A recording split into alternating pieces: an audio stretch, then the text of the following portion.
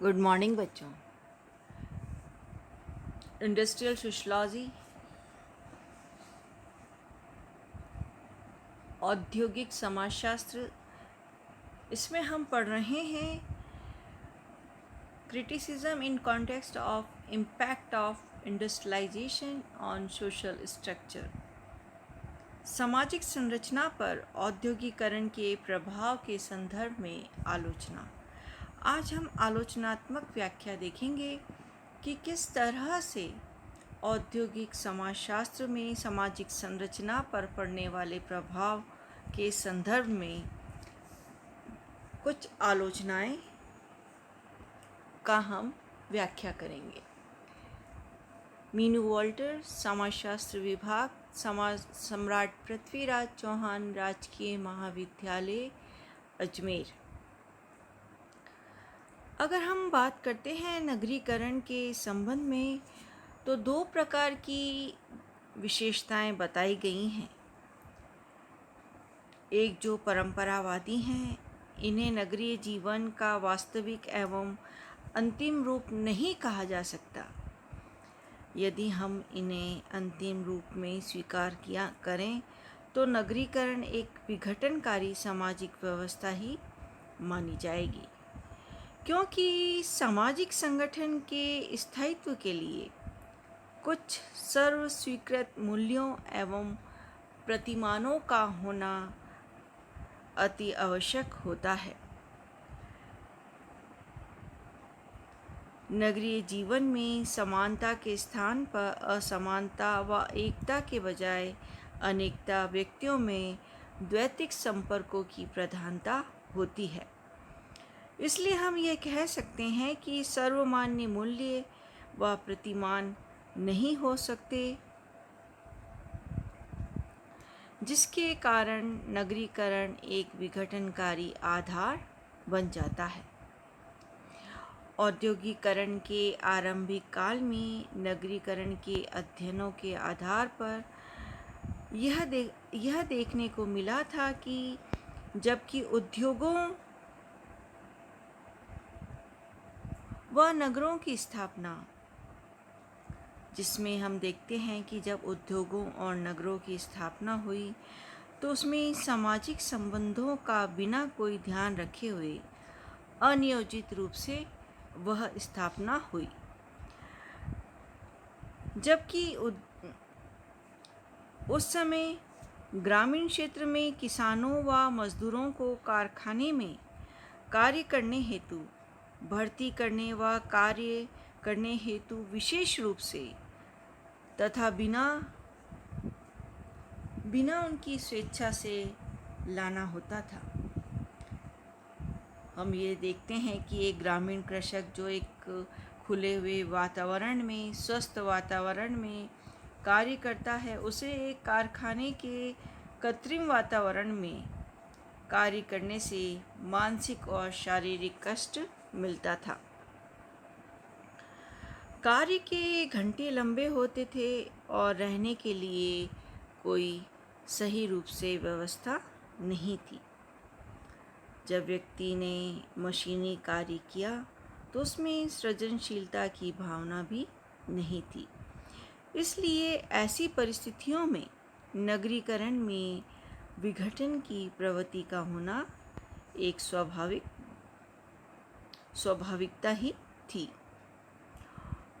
औद्योगिकरण के क्षेत्र में हुई प्रगति ने परिस्थितियों को बड़ी मात्रा में परिवर्तित कर दिया।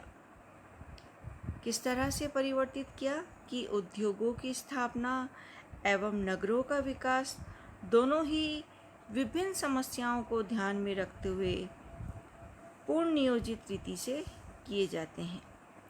इससे परंपरावादी दृष्टिकोण से बताई गई विशेषताएं अब इतिहास की बात हो गई है, क्योंकि औद्योगिकरण ने गत 100 वर्षों के इतिहास में प्रगति एवं परिवर्तन देखने को मिलते हैं। उसने एक नवीन सामाजिक जीवन विकसित किया है। अगर हम परंपरावादी विचारकों के द्वारा मूल्यों और प्रतिमानों को शाश्वत समझा जाए तो प्राथमिक समूह संबंधों को सर्वश्रेष्ठ समझता है, वहीं द्वैतिक संबंधों को निम्न श्रेणी का और विघटनकारी समझता है। अब हम देखते हैं कि आलोचना में सबसे पहला है आधुनिक नगरवाद। अगर हम परंपरावादी दृष्टिकोण से देखें तो कुछ विशेषताएं आधुनिक नगरों में भी देखी जा सकती हैं, जहां प्राथमिक संबंधों की अपेक्षा द्वैतिक संबंधों को अधिक महत्वपूर्ण माना जाता है। औपचारिक समूहों का संबंध अनौपचारिक समूहों की तुलना में अधिक महत्वपूर्ण होता है। परंपरागत पड़ोस, जाति, रिश्तेदारी आदि पर आधारित भाईचारे के स्थान पर नपे तुले औपचारिक कायदे कानून के ने स्थान ले लिया है। लेकिन औद्योगिकरण एवं नगरीकरण के वर्तमान स्वरूप में तीनों ही स्थितियों में भी परिवर्तन आ रहे हैं। नेक्स्ट पॉइंट हम देखते हैं प्राथमिक समूहों संबंधों का महत्व बना होना। प्राथमिक समूह का संबंध नगरों में भी महत्वपूर्ण है तथा व्यक्तियों के व्यवहार को वो नियंत्रण करते हैं। नगर में व्यक्ति का कोई निजी व्यक्तित्व नहीं होता, वह एक आधारहीन प्राणी होने का बात करता है, जो सत्य नहीं है।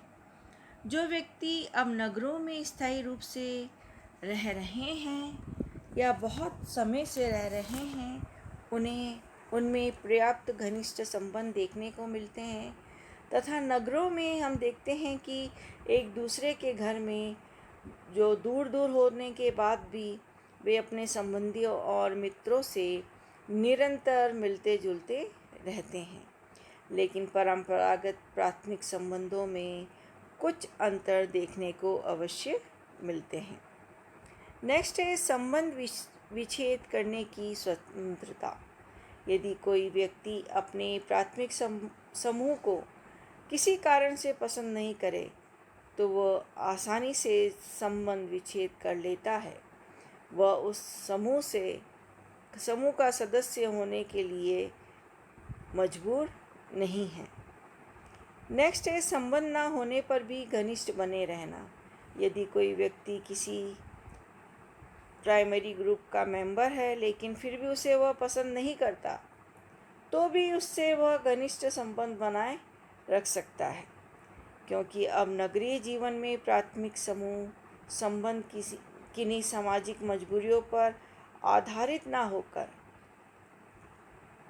विवेक, समझपूर्ण गुण और योग्यता पर होते हैं। यानी पहले व्यक्ति सामाजिक मजबूरियों के तहत संबंध बनाता था प्राथमिक, लेकिन अब वो सूझबूझकर और जानबूझकर और अपनी गुण और योग्यता के आधार पर इन संबंधों से जुड़ा रहता है और उन्हें घनिष्ठ बनाकर रखता है। नेक्स्ट है प्राथमिक समूहों में भी परिवर्तन। औद्योगिक नगरीय जीवन में कुछ विशेषताएं होती हैं, जैसे व्यवसाय की गतिशीलता, स्थान परिवर्तन की सुविधा। व्यक्ति अपनी रुचि, सुविधा, आय को देखते हुए अपना कार्यस्थल और स्थान समय समय पर बदलता रहता है। इस प्रकार स्थान बदलने से अब कोई शारीरिक या मानसिक कष्ट नहीं मिलता, बल्कि उसे संतोष अनुभव होता है। संतोष इसलिए अनुभव होता है क्योंकि उसे अपनी रुचि के अनुसार का कार्य मिल जाता है।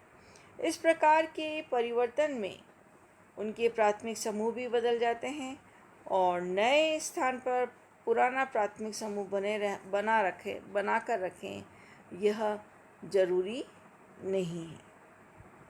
नेक्स्ट है प्राथमिक समूह का सामाजिक पद बढ़ना। ग्रामीण क्षेत्रों को छोड़कर जो परिवार नगरों में आकर बस गए हैं, उनकी आय और उनकी जो आर्थिक स्थिति है वह गांव में रहने वाले परिवारों की तुलना में बहुत ही अच्छी हो गई है। नगरों में शिक्षा एवं कार्य की सुविधा से उनके स्तर में काफ़ी सुधार आया है। ऐसे परिवारों का उनके गांवों में बड़ा सम्मान किया जाता है तथा जो परिवार के सदस्य पहले आत्मीयता नहीं रखते थे, वे अब आत्मीयता और निकटता प्रदर्शित करते हैं, एक दूसरे के प्रति स्नेह का भाव रखते हैं, क्योंकि आवश्यकता पड़ने पर वे नगर में मिलने व घूमने के लिए जा सकते हैं। इससे संबंधों में जो अलगाव की प्रवृत्ति पहले दिखाई देती थी, अब वह संबंध महत्वपूर्ण दिखाई पड़ रहे हैं। नेक्स्ट है द्वैतिक औपचारिक संगठनों का महत्वपूर्ण योगदान। नगरीकरण से हम देखते हैं कि प्राथमिक समूह एवं पारिवारिक बंधन जो है वो ढीले और कमजोर होने से सामाजिक जीवन के विघटित होने की बात कही जाती है। लेकिन नगरों में द्वैतिक समूह एवं औपचारिक संघ एकता को बनाए रखने में अपना बहुत बड़ा योगदान देते हैं।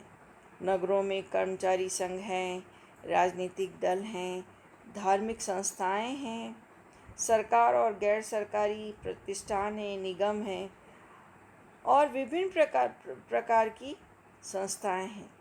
विभिन्न भाषा हैं, विभिन्न क्षेत्र हैं, विभिन्न संस्कृति के व्यक्तियों में संपर्क एवं हम ये देखते हैं कि संबंध बनाए रखने के लिए यह एक महत्वपूर्ण योगदान देते हैं।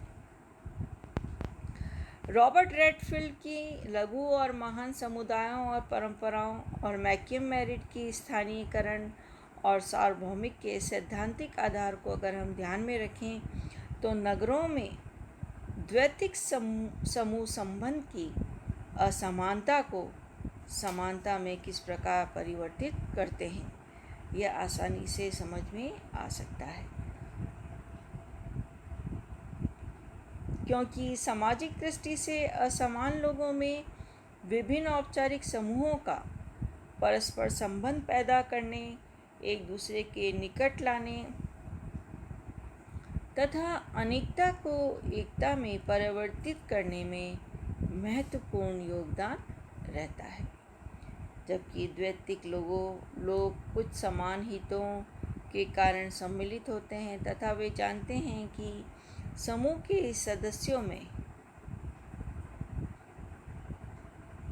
विभिन्न दृष्टियों से असमानता होते हुए भी कुछ आधारों पर हम सब एक विचारधारा या दृष्टिकोण रखते हैं। इसलिए व्यक्ति अपनी भिन्नता रखने वाले व्यक्तियों के साथ भी रहने का अभ्यस्त हो जाता है। इससे विघटनकारी समझे जाने वाले द्वैतिक और औपचारिक संगठन एक स्थायी और समन्वित व्यवस्था का आधार बन रहे हैं। नेक्स्ट है समूही संचार से सामाजिक मतैक होना। क्योंकि यह माना जाता है कि समूही संचार व्यवस्था ने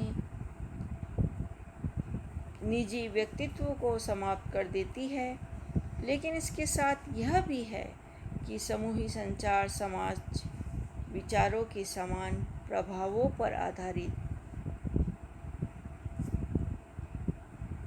एक संस्कृति को विकसित करती है। संचार के जो विभिन्न साधनों से प्रसारित समाचार के फलस्वरूप एक नया सामाजिक मत तैयार हो सकता है, जो समूही संचार व्यक्तिगत रूप से स्वयं व्यक्ति को ही लेने होते हैं। सोचने समझने की मशीन मनुष्य के भीतर ही होती है, इसलिए संचार द्वारा उसके इस अधिकार को समाप्त कर देने की बात सत्य नहीं है।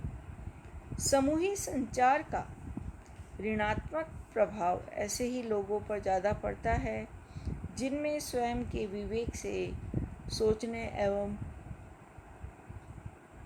समझने की क्षमता नहीं है। तो इस तरह से हमने देखा आलोचनात्मक संदर्भ में औद्योगिकरण के प्रभाव के संदर्भ में आलोचना सामाजिक संरचना की। उसमें हमने आधुनिक नगरवाद की बात कही, प्राथमिक समूह संबंधों को महत्व बना होना, संबंध विच्छेद करने की स्वतंत्रता, संबंध ना होने पर भी घनिष्ठ बने रहना, प्राथमिक समूह में भी परिवर्तन, प्राथमिक समूह का सामाजिक पद बढ़ना, द्वैतिक औपचारिक संगठनों का महत्वपूर्ण होना और समूही संचार से सामाजिक एकता होना। धन्यवाद।